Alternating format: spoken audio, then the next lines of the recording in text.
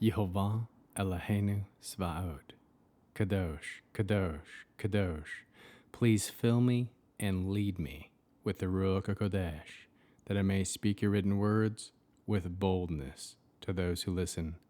I ask all these things in Yeshua HaMashiach's name. Amen. We'll start with the Shema, listen and obey. Children of Yehovah, pay careful attention and respond. Yehovah is our power and authority. Yehovah works in unity with himself, and you shall act upon your love to Yehovah with your power and authority, with your thoughts in mind, with your entire body, and with all the muchness that you have. Yod, Hey, Vav, Hey. Hand, behold, nail, behold. Joshua chapter 6. Jericho had completely barricaded its gates against the people of Israel. No one left, and no one entered.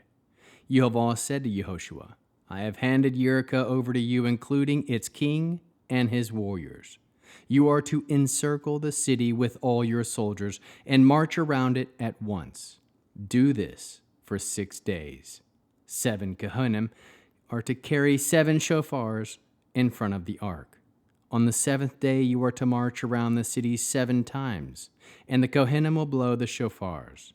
Then they are to blow a long blast on the shofar. On hearing the sound of the shofar, all the people are to shout as loudly as they can, and the walls of the city will fall down flat. Then the people are to go into the city, each one straight from where he stands. Yehoshua the son of Nun called the Kohanim and told them, Take up the ark of the covenant and have 7 Kohanim carry 7 shofars ahead of the ark of Yehovah. To the people he said, Move on, encircle the city, and have the army march ahead of the ark of Yehovah. When Yehoshua had spoken to the people, the 7 Kohanim carrying the 7 shofars before Yehovah passed on and blew on their shofars, with the ark of the covenant of Yehovah following them. The frightening men went ahead of the Kohanim, blowing the shofars, while the rear guard marched after the ark. The fighting men went ahead of the Kohanim, blowing the shofars, while the rear guard marched after the ark, with incessant blowing of the shofars. Yehoshua gave this order to the people. Don't shout. Don't let your voice be heard. Don't let a single word out of your mouth until the day I tell you to shout. Then you will shout.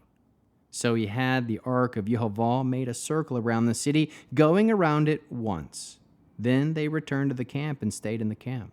The next morning, Yehoshua got up early, and the Kohanim took up the ark of Yehovah. The 7 Kohanim carrying the 7 shofars ahead of the ark of Yehovah went on continually blowing on their shofars, with the fighting men marching ahead of them and the rear guard following after the ark of Yehovah. All the while, the blowing of the shofars was incessant. The 2nd day, they went around the city once and returned to camp. They did the same for 6 days. On the 7th day, they got up early at sunrise and went around the city at the same way 7 times. That was the only day they encircled the city 7 times. The 7th time, when the Kohanim blew on their shofars, Yehoshua said to the people, Shout, because Yehovah has given you the city. But the city and everything in it is to be set aside for Yehovah and therefore be destroyed completely. Only Rachav, the prostitute, is to be spared, she and everyone with her in her house, because she hid the messengers we sent. So you keep clear of everything reserved for destruction. If you bring a curse on yourselves by taking anything set aside to be destroyed, you will bring a curse on the whole camp of Israel and cause great distress there. All the silver and the gold and the brass and the iron utensils are to be spared, as to be separated out for Yehovah and added to the treasury of Yehovah. So the people shouted with the shofars blowing. When the people heard the sound of the shofars, the people let out a great shout, and the wall fell down flat, so that the people went up into the city, each one straight ahead of him, and they captured the city. They completely destroyed everything in the city with the sword, men and women, young and old, cattle, sheep, and donkeys. Yehoshua said to the 2 men who had reconnoitered the land. Go into the prostitute's house and bring the woman out with all that she has, as you swore to her. The young men, the spies, went in and brought out Rahab with her father, mother, brothers, and all she had.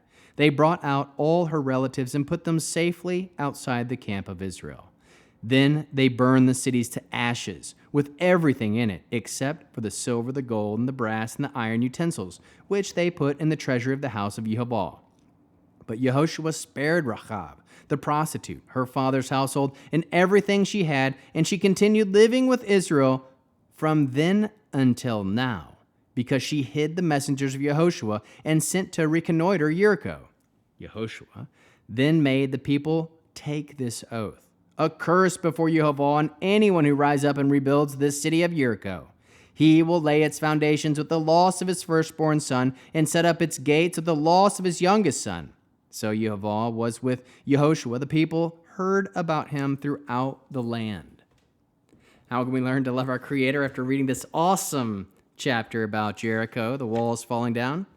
We can trust in Yehova to break down any walls that He wants you to break down. Follow the instructions of Yehova.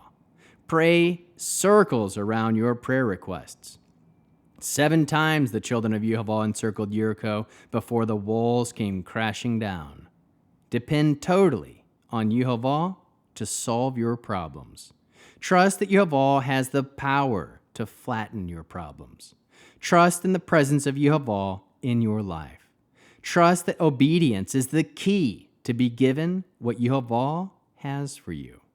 Trust that Rahab and her family was saved from total destruction because she helped the children of Yehova. How can we love others as Yeshua loves us? We can teach and encourage all to trust and obey the written words of Yehova. Bear one another's burdens. We can pray circles around the ones you love. Produce spiritual fruit: love, joy, peace, patience, kindness, goodness, faithfulness, humility, self-control. We'll end this Shabbat with the Aaronic blessing using the name. Yehova will kneel before you presenting gifts, and He will guard you with a hedge of protection. Yehova will illuminate the wholeness of His being toward you, bringing order, and He will provide you with love, sustenance, and friendship. Yehova will lift up the wholeness of His being and look upon you and will set in place all you need to be whole and complete. Shabbat Shalom.